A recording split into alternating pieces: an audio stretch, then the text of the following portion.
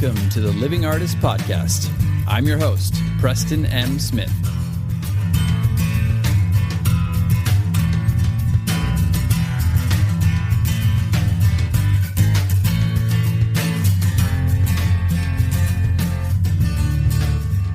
Hey, everybody. Welcome to the Living Artist Podcast. I'm Preston M. Smith, at PMS Artwork everywhere on internet land and socials. I want to thank you for landing on this podcast. Whether you're a professional artist, just getting started in the art world, a collector of art, or just consider yourself a creative person, this podcast has something for you. I like to think of it as a fun way to rant and talk to other creative people about living the life of an artist, surviving and getting ahead in the art world, and enjoying your life. But most importantly, not waiting until you're dead to make it happen. All right, let's get started.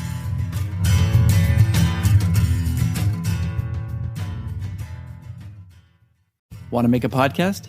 Spotify's got a platform that lets you make one super easily, then distribute it everywhere and even earn money, all in one place for free. It's called Spotify for Podcasters, and here's how it works. Spotify for Podcasters lets you record and edit podcasts right from your phone or computer, so no matter what your setup is like, you can start creating today. Then, you can distribute your podcast to Spotify and everywhere else podcasts are heard. Video podcasts are also available on Spotify, as well as Q&A polls to take conversations with your fans to the next level. With Spotify for Podcasters, you can earn money in a variety of ways, including ads and podcast subscriptions. And best of all, it's totally free with no catch. I'm personally getting a lot out of Spotify for Podcasters, and I highly recommend you give it a try. Download the Spotify for Podcasters app or go to www.spotify.com/podcasters to get started. Welcome back. We are here, not forcing anything, not giving space for the ego identity to come in and have its way with your consciousness. Yes, excuse me, you sir, you have your hand raised. Did you have a question? Yes, I have one question for you. What does such a small man need with such a large desk? Please escort him out. Doggies. This is an episode about confidence. And what you're hearing from me is completely manufactured confidence. So, we're right on par with what we're going to be talking about today, because I have been in a crazy, low, anxious, horrible state, and I am manufacturing some confidence for this episode because I want to get this out for you all and talk about this. And, plus it just helps to talk about what's going on in your life and be real. So that's what's happening. And you might hear some faint music in the background. Yes, I have some meditation sounds playing in the background. And, we're just going to roll with it because I like the idea of having something calm to underscore this. So if you hear any weird jump cuts, you might hear where some of the edits are in this. And if we can pull it off without an edit, wonderful. But that's pretty difficult. Anyway, we're talking about confidence, and I thought I would start with the ultra-confident person, Arnold Schwarzenegger. Arnold! There's a documentary, a 3-part documentary on Netflix, and you may think what you want about Arnold, but it's definitely interesting to watch. And there's this one part where he goes into a producer's office who's trying to get him his first major role in Conan the Barbarian. And he goes in and he sees this little man smoking a cigar at a desk, and he's like, "What does such a small man need with such a large desk?" And this guy didn't like it, and he kicked him out. The meeting, I think, was like 30 seconds or something, and he vowed to not ever have Arnold work again. But the funny thing, and the thing that Arnold had in his back pocket, was he'd already made millions of dollars, or he was a millionaire already, in the real estate market. So he talks about this being like, well, this was my confidence that I had in my back pocket, which was like, I'm not going to let anybody dictate when I work or how I work, because I'm already going to make my money, and then I'm going to just go out and do it my own way. Now, that's the first thing we're going to talk about today. How can you manufacture something like that in your life that gives you that confidence, where you have like something to fall back on. It doesn't even have to be like a big job or something. It can just be a state of mind or a support group of friends or artists or something like that. Something that, doesn't make you feel like, oh my God, if I don't get this one, gig, or if I don't get in this one gallery, or if I don't sell to this one collector, then I'm never going to work again. I'm never going to show my work. I'm going to be done. Got to be done in this town, kid. See? Yeah. Well, that's not true. And if you have something like that, if you can build something like that to fall back on, it's going to make you even more confident in what you're doing. For me, for example, I have some of that. I built some of that with just taking some of the power back and doing all my stuff online, getting a lot of online art marketplaces, making my way, paving my way in that way. My way in that way. I did it my way. So, yeah, I mean, that was something for me. I had a bunch of different avenues. It was like throwing a bunch of spaghetti at the wall, and some of them were sticking. And I just developed relationships, and I developed a bunch of these things where I was like, okay, if one of these isn't working, another one will work, and so on and so forth. So that gave me kind of the confidence to keep going. Now, we can talk about confidence from another level. How do you get that, confidence if you are in an anxious state? A lot of us are damaged artists. Like, I'm going through a really, really tough, dark time, and I'm not going to go into that right now. And you might not think it, or it might not sound like it right now, but I'm definitely going through a very dark period. And it's one of those things where I'm trying to kind of, fake it till you make it in this moment and manufacture some confidence to get through it. And a lot of that also is, as I've discovered, sure, there's the conditioning, the childhood conditioning, the trauma, the stuff that's happened throughout life that triggers you and gets you going. But there's also nutritional stuff. There's, your environment, people you're surrounding yourself with. Are you having hormonal imbalances? That's something that I've discovered with me, and I've just been kind of putting myself through a bunch of trials and being the guinea pig. And some stuff works, some stuff doesn't. Had a really rough weekend with some stuff backfiring on me and threw me into a really big anxious, anxiety-ridden state. So, do this, take caution if you're going to do this in your own life, and do your research. I've done a lot of research. Nothing I did was actually harmful, but I've also been having some long COVID symptoms coming out of COVID and having some heart problems, heart palpitations, feeling like my chest is kind of tight, like I've run a marathon. So when I have anxiety, which I already do, it makes it worse. So we're trying to figure out ways to manufacture confidence and also, get the nutrients we need and the things that we need to make ourselves stable, first of all, so we can have that confidence come from a good place, which is what I'm doing. So those are two things that we are talking about. Another one is an exercise where, honestly, it's something you can almost inoculate yourself. It's something that I've done in the past. I'll give an example. I probably told it on the pod before, but bear with me. When I was quitting drinking, and I drank for many years, over a decade, and I loved it, and it was a crutch for me, and it was something that was self-medicating that helped me get through a lot of anxious times and some trauma and stuff. But how did I stop drinking eventually when I realized it was kind of holding me back and ruining my life? Well, one of the things that I did was I took the Princess Bride approach. Inconceivable! The part where he is up there and they're doing the duel to the death, the drink to the death, where he puts the cups out and he puts iocane powder into one of the drinks and he kind of mixes them up and tries to outwit the so-called quote-unquote smart guy.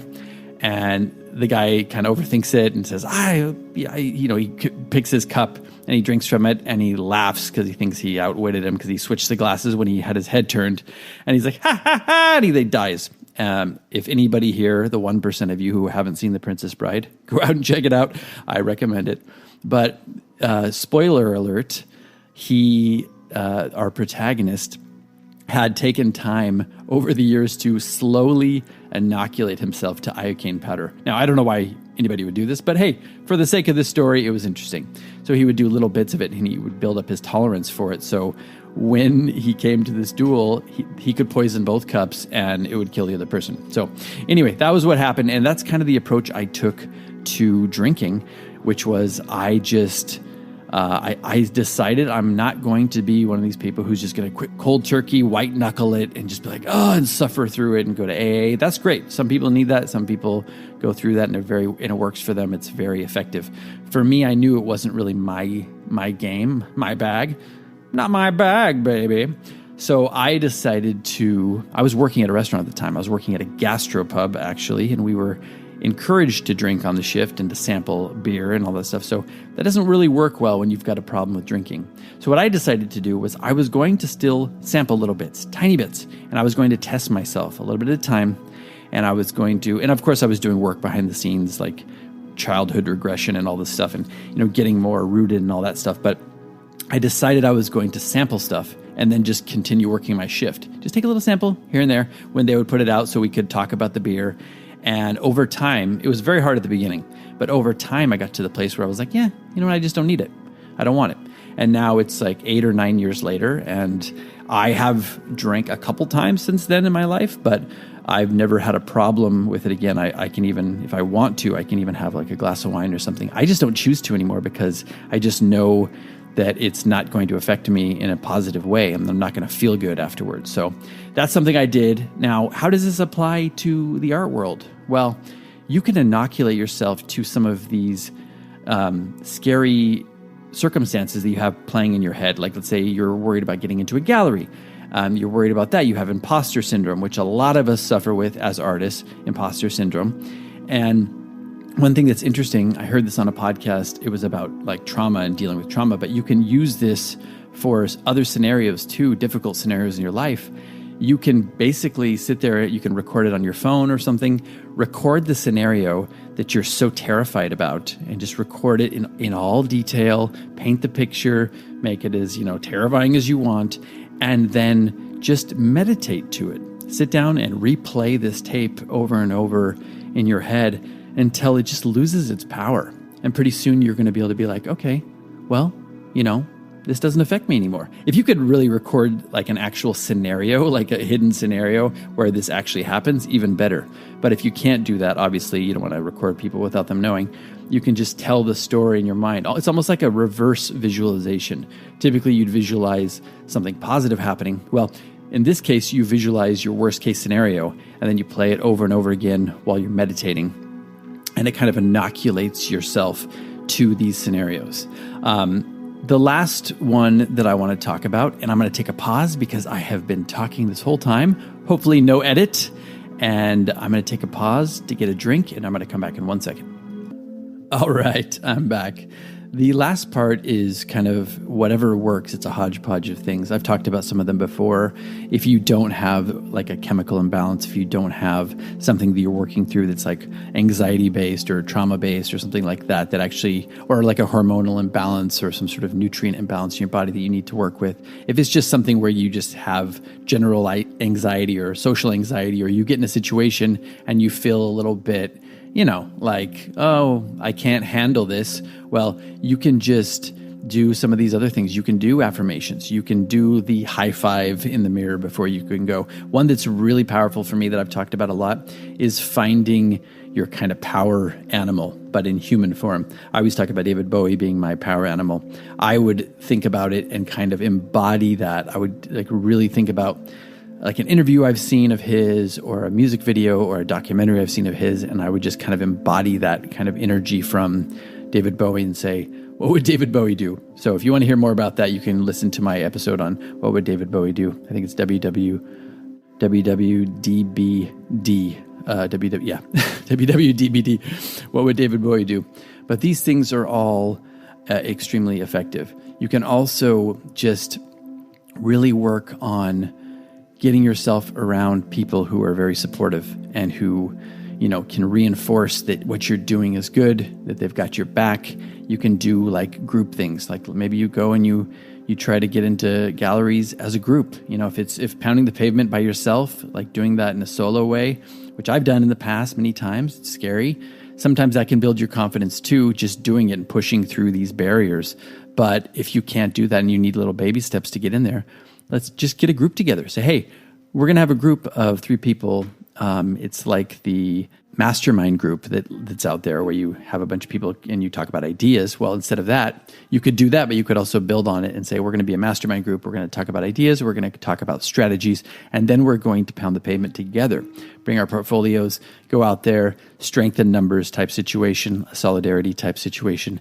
That is also very effective and I think can be very empowering. So I don't want to go too long today, but I just wanted to talk about something real that is happening, and it's happening to all of us. And it's something that's, affecting a lot of us right now, especially in this era where we're all bombarded by anxiety from social media, politics, stuff that's going on in the world, inflation, other, fears from other artists and imposter syndrome, all that stuff that happens. This is a good way, and these are some good tactics you can use to build your confidence. So hopefully you liked this. I think I got through with, one edit or so. We're going to go back over it. I might edit some other parts out, but pretty good for not feeling very confident. I told myself I'm just going to do this. I'm going to get it out there for you all today. And hopefully there were some good nuggets in there. We will see you all next time. And in the meantime, be good to yourselves, be good to everybody else out there, stay creative, and we'll see you next time. I trust that you all are feeling very present now, rooted in the present moment. If you're not feeling present, just feel your hands and feel your breath and breathe together. For now, we are working together, Agora and I, as a stronger group, as a mastermind of sorts. Yes, it is true. We have found a good working environment where we are stronger together. That's right. Now get out from behind that large desk, you little man, and go out and achieve. Oh boy. This has been the Living Artist Podcast. Thank you so much for listening. I just want you to know that I appreciate you being here, and I'm grateful to be in your ears. Your art and creative life on this planet is meaningful, so thank you for sharing it with me. If you like this podcast, whatever platform you're listening to it on, please subscribe and share it with your friends. You can also leave me a positive review to show your support. This helps me to reach more people with the algorithmic magic and keep the show going strong. If you want to see more of what I do and check out the art that I create, you can visit my website at www.pmsartwork.com or follow me on social media everywhere at PMS Artwork. That's it for now. See you back here next time.